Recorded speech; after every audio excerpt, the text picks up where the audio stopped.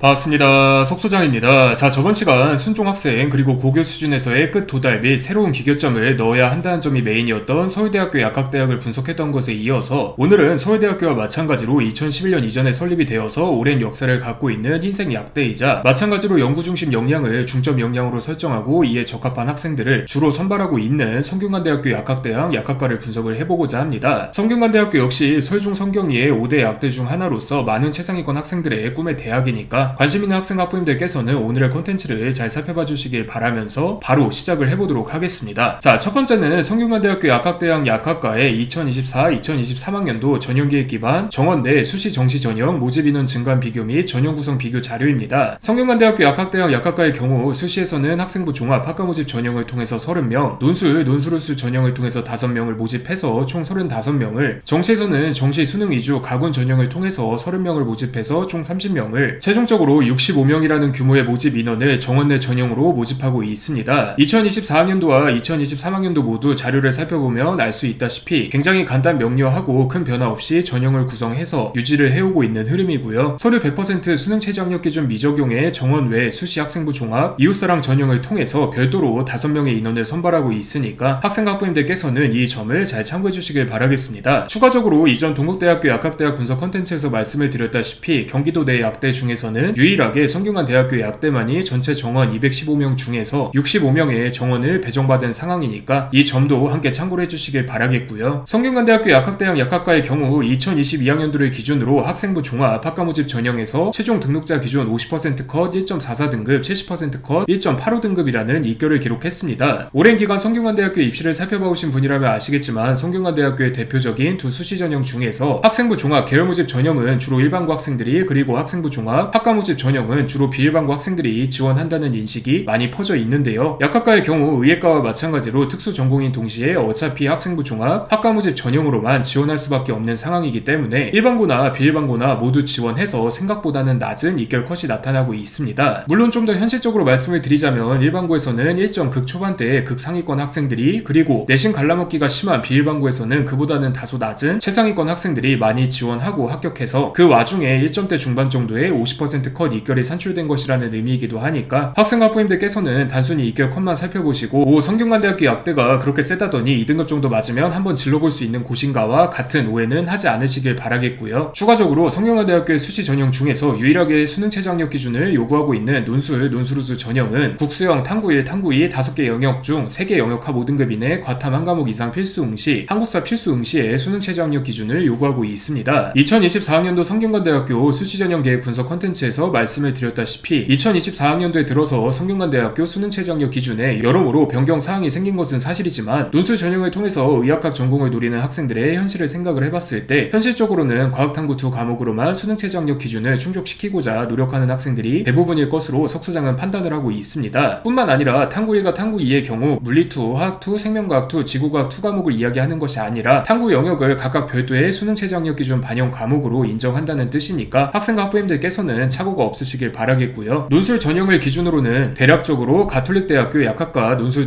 전형, 고려대학교 세종캠퍼스 약학과 논술 지역인재 전형과 비슷한 수능 최저 학력 기준을 요구하고 있으니까 해당 요소도 함께 참고해 주시길 바라겠습니다. 자, 그러면 지금부터 성균관대학교 약학대학 약학과의 합격 전략에 대해서 말씀을 드릴 예정인데 우선은 성균관대학교 약학대학의 역사에 대한 부분입니다. 오늘 컨텐츠 초반에서 그리고 이전 약대 준비 시 기초 지식과 전공 약대 학종 유불리 판별 방법 및 준비 방법 충족리 컨텐츠에서 말씀을 드렸다시피 성균관대학교 약학대학은 2011년 이전에 설립된 흰색 약대인데요. 엄밀히 말하면 성균관대학교 약학대학은 1953년 성균관대학교가 종합대학으로 승격되는 동시에 물리과 대학과 법정대학과 함께 설립된 정통성이 강한 단과 대학입니다. 성균관대학교 의과대학이 삼성 서울병원으로 요약되는 삼성의 의료인프라 투자로 인해서 하도 유명세를 떨치는 바람에 간혹 성균관대학교 의과대학 설립 이후 의과대학의 유명을 받아 성균관대학교 약학대학이 일방적으로 크게 득을 본 상황으로 알고 있음은 물론 2024학년도부터는 그럴 기회도 사라졌지만 자기소개서에도 성균관대학교의 우수한 의학 인프라를 활용해서 아직은 부진한 성균관대학교 약학의 연구 역량 발전을 도모하겠다와 같은 흐름으로 전개하고자 하는 학생과 학부님들도 종종 계신데요. 성균관대학교 약학대학은 1997년에야 설립된 의대 중에서는 비교적 늦게 출발한 성균관대학교 의과대학과는 아예 별도로 1953년부터 오랜 기간 존속되어 온 약학대학으로서 의료 인프라에 의지하지 않고도 우수한 연구 성과를 드러내고 있음을 꼭 명심을 해주시길 바라겠습니다. 자, 그래서 이렇게 역사에 대한 부분을 짚어봤고, 오늘 석 소장이 중점적으로 말씀을 드릴 전략은 성균관대학교 약학대학의 정체성에 대한 이야기입니다. 석 소장은 성균관대학교 약학대학을 흰색 약대이면서 가장 흰색 약대 같지 않은 약대라고 이야기를 하고 싶은데요. 그 이유에는 흰색 약대 치고는 최근의 약학 이슈에 대해서 단과대학 차원에서 굉장히 민감하게 반응하고 연구 성과를 살펴보아도 고전적인 약학 연구와는 결이 다른, 즉 이게 왜 약대 연구실 및 연구소에서 연구되고 있는 것이지 싶은 연구 성과들이 많을 뿐더러 실제로도 합격한 학생들 대다수가 비교적 전통적인 약학 분야의 세부 학문을 다루기보다는 다른 학문 혹은 다른 분야의 이슈들이 약학 분야와 접목되면서 발생하는 시너지 효과에 대한 호기심을 중점적으로 탐구했던 학생들이었기 때문에 그렇습니다. 우선 성균관대학교 약대의 교육 목표와 인재상은 비교적 평범하다는 사실을 알 수가 있습니다. 몇 년 전에 석 소장이 제작했던 성균관대학교 인재상 분석 컨텐츠에서 자세히 설명을 드렸던 교양인, 전문인, 리더라는 세 가지 인재상에 약학 인재라는 글자만 추가되어서 그대로 들어가 있기 때문에 그렇습니다. 예전에 석 소장이 지방권 의과대학이나 약학대학의 경우에는 해당 대학의 일반 모집단위 지원군 및 합격군과는 질이 다른 지원군과 합격군이 형성되기 때문에 대학과는 별도로 해당 단과대학만의 독립적인 교육 목표와 인재상 등을 구축해 놓는 경우가 많다라고 말씀을 드렸었는데요. 성균관대학교의 경우 그런 사례에 속하지 않아서 교육 목표와 인재상만 살펴보면은 사실상 복사해서 붙여넣기를 했다라고 해도 무방한 수준이라고 할 수가 있습니다. 그렇기 때문에 여러분들께서 중점적으로 살펴보셔야 하는 점은 바로 핵심 가치 및 핵심 역량 그리고 핵심 전략이라고 할 수가 있습니다. 핵심 가치의 경우 미래인재, 수월성, 융합, 글로벌, 성공의 5가지 요인으로 구성되어 있고, 핵심 역량의 경우 이러한 핵심 가치를 각각 수반하는 역량으로 구성이 되어 있는데요. 이 중에서 여러분들이 눈여겨보셔야 할 역량은 4차 산업혁명 의학기술 기반 산학협력으로 요약이 되는 융합과 학생 성공과 교수 성과를 지원하는 인프라로 요약되는 성공 역량입니다. 미래인재, 수월성, 글로벌 역량이야 굳이 성균관대학교 약학대학이 아니더라도 다른 약학대학에서 모두 찾아볼 수 있는 교육 이념이자 가치이지만 융합과 성공만큼은 다른 역량들처럼 흔하게 찾아보기가 어려운 역량이기 때문에 그런데요. 특히 2023년 1월부터 임기를 시작한 정상천 학장의 인사말을 참고하면은 더욱더 중요한 역량임을 알 수가 있습니다. 해당 인사말 중에서 석 소장이 가장 중요하게 짚고 싶은 부분은 약사 업무가 인공지능의 위협을 받는 대표적 직업이라는 주변의 의견에 선제적으로 대응하고자 약대 학생들에게 인공지능을 교육하고 신약 개발 연구에 활용할 수 있는 교수님을 모셨으며, 의약품의 범주가 변함에 따라서 재료공학을 전공하고 조직재생 연구를 수행하는 교수님도 모셨습니다. 향후에도 지속해서 약학 발전에 선제적으로 대응할 수 있는 새로운 교수님을 모셔서 학생들에게 최첨단 약학 지식을 전수하며 글로벌 신약 연구의 패러다임을 선도하는 세계적인 약학대학이 되고자 합니다라는 부분입니다. 일반적으로 흰색 약대들의 경우 다른 약대에 비해서 유구한 전통과 역사 그리고 이러한 역사적 배경에서 형성된 이념 등을 적극적으로 어필하는 경우가 많은데, 해당 인사말의 경우 성균관대학교스러운 실적 자랑과 더불어서 사회적 이슈와 흐름을 고려해서 현재 약학대학 내부에서 발생하고 있는 과감한 변화들을 언급하고 있습니다. 인공지능의 발전에 따른 전통적인 약사의 지위 위협에 대응하고자 오히려 이러한 인공지능에 대한 연구 역량을 키울 수 있는 교육을 제공하고자 관련 교수를 모시고, 의약품의 범주가 우리가 흔히 아는 알약, 가루약 등의 제형 형태에만 국한되지 않고 세포 치료제, 조직공학 제제, 유전자 치료제, 첨단 바이오 융복합 제제, 이종 이식 제제 및 이종 이식 융복합 제제 등으로 복잡화되어가고 있는 만큼 이에 대한 전문성을 지닌 조직재생 연구를 수행하는 교수를 모셨다는 부분이 핵심이라고 할 수가 있습니다. 전자의 대처는 약학에 대해 관심을 조금만이라도 갖고 있는 학생이라면 당연한 대처라고 생각을 하실 수 있어도, 후자의 대처는 이전 동국대학교 약대 분석 컨텐츠를 읽어보셨던 분들이라면 아시다시피 규제과학에 대해 전문성을 지니고 약학의 새로운 국면을 이끌어내고자 노력하는 단과대학 차원에서의 적극적인 대처라고 할 수가 있기 때문에 그렇습니다. 더 나아가서 앞으로 성균관대학교 약학대학이 지망하는 연구 주제의 방향성에 대한 일면을 압축적으로 표현해주는 묘사인 동시에 다른 약학대학에서 찾기 어려운 융합 역량을 의미하는 설명이자, 연구 인프라는 이만큼 충분히 준비를 해두었으니까 각자 주어진 환경 대비 확실한 성과를 이룬 경험을 갖고 있는 학생들을 선발하겠다라는 성공 역량을 의미하는 설명이기도 하고요. 석 소장이 아까 위에서 성균관대학교 약학대학에는 비교적 전통적인 약학 분야의 세부 학문을 다루기보다는 다른 학문 혹은 다른 분야의 이슈들이 약학 분야와 접목되면서 발생하는 시너지 효과에 대한 호기심을 중점적으로 탐구했던 학생들이 많이 합격한다라고 말씀을 드렸었는데, 이는 서울대학교 약대 분석 컨텐츠에서 서울대학교 약대 최초 합격자들의 특징으로 말씀을 드렸던 약학으로부터 시작해 다른 인접 학문 분야에 대한 심화 탐구로 이어진, 그리고 최고급 수준의 비교과 탐구 주제들을 연계하여 자신만의 독립적인 연구 계획에 대한 출발점이자 3년간의 약학 탐구에 대한 새로운 비교점과 일치하는 것으로 이해를 하셔도 괜찮습니다. 이렇게 말씀을 드리면 성균관대학교 약대는 서울대학교 약대와 결이 비슷한 건가 라는 생각이 드실 텐데, 크게 틀린 말은 아닙니다. 약대를 지망하는 최상위권 학생들 입장에서 서울대학교 약대는 지원하고 성균관대학교 약대는 지원하지 않는 경우를 찾기가 사실상 어렵기도 하고, 실제로도 성균관대학교 약대에 최초 합격한 학생들 대부분이 서울대학교 약대에도 최초 합격하는 경우가 많기 때문이니까 학생과 학부모님들께서는 이 점을 잘 잘 참고해 주시길 바라겠고요. 추가적으로 여러분들께서 보고 계신 링크는 이전 동국대학교 약대 분석 컨텐츠에서도 말씀을 드렸던 링크이기는 한데, 성균관대학교 약대 역시 동국대학교 약대와 마찬가지로 2021년 제약바이오산업 특성화 대학원으로 선정된 바가 있습니다. 동국대학교가 규제전략 전문가 양성이라는 차별화된 컨셉으로 승부를 보았다면, 성균관대학교는 캡스톤 과정 운영 노하우 및 산학 네트워크 구축 활용 등 실무형 교육 측면에서 강점을 인정받아 선정이 된 것인데요. 보건복지부의 선정을 받은 제약산업 특성화 대학원 제약산업학과와 이와는 별개로 식품의약안전처 즉 식약처의 의약품 유효성 평가 분야 인재양성대학 운영사업에 선정된 일반 대학원 바이오헬스 규제과학과 모두 실무와의 연관성을 강조하고 있다는 점이 매우 중요합니다. 요즘의 분위기를 고려했을 때 약학 분야에 있어서 순수 연구 분야와 산업 분야를 아예 구분하기가 어렵기는 해도, 서울대학교 약대가 순수 연구 분야에 더 중심을 두고 동국대학교 약대가 아예 산업 분야에 더 중심을 두고 있다면, 성균관대학교 약대는 그 중간에서 데이터 사이언스, 첨단 바이오 기술, 임상시험 혁신이라는 세 가지 키워드를 중심으로 밸런스를 지키고 있다는 느낌이 강합니다. 앞에서 살짝 언급했던 성균관대학교스러운 실적 자랑도 엄밀히 말하면 연구 역량을 바탕으로 산업 분야까지 넓은 저력을 갖고 있는 것이 성균관대학교 약대만의 특징이자 비교 우위이다를 자세히 설명하는 느낌이니까, 학생과 학부모님들께서는 단순히 과학적 사고 측면에서 약학 연구에 대한 의욕을 드러내는 것이 아니라, 여러분이 하는 연구가 시시각각 변화하고 있는 제약 및 신약산업 분야에 있어서 어떠한 변화를 일으킬 수 있는지, 그리고 이러한 변화를 일으켰던 중요한 약학 및 인접 학문의 연구 실적에는 어떠한 것들이 있는지를 포괄적으로 생활 기록부에 담아내서 약학이라는 학문의 범위를 능동적으로 확대해서 재해석할 수 있어야만 단과대학 차원에서 시대의 변화에 적극적으로 대응하고 있는 성균관대학교 약대의 심층적 인재상에 적합하다는 점을 강조할 수 있다는 사실을 꼭 기억해 주시길 바라겠습니다. 자, 그래서 오늘은 이렇게 성균관대학교 약학대학 약학과의 지원 및 합격 전략에 대해서 말씀을 드렸는데, 성균관대학교는 여러모로 확실한 성과를 좋아하는 학교입니다. 굳이 약학대학에 국한되는 이야기가 아니라 일반 전공에 합격하는 학생들을 보아도 서성한 라인을 확실히 벗어나려고 지속적으로 발버둥치고 있기 때문인지 몰라도 확실한 성과가 있는 학생들을 주로 선발하기 때문에 그런데요. 다만 이 성과라는 것이 무조건적인 성공만을 의미하는 것은 아니라는 점을 학생과 학부모님들께서는 잘 기억해 주셨으면 합니다. 물론 성공 경험이라면 당연히 좋겠지만, 혹여라도 실패 경험이 생활기록부에 들어가 있다면 해당 실패 경험을 통해서 어떤 성과를 얻었는지, 그리고 이러한 성과를 다음 학기 혹은 다음 학년에서 어떤 성과로 연결했는지를 잘 강조하는 학생들이 주로 합격했다는 점을 기억해 주시길 바라면서 오늘의 컨텐츠를 마무리 짓도록 하겠습니다. 감사합니다.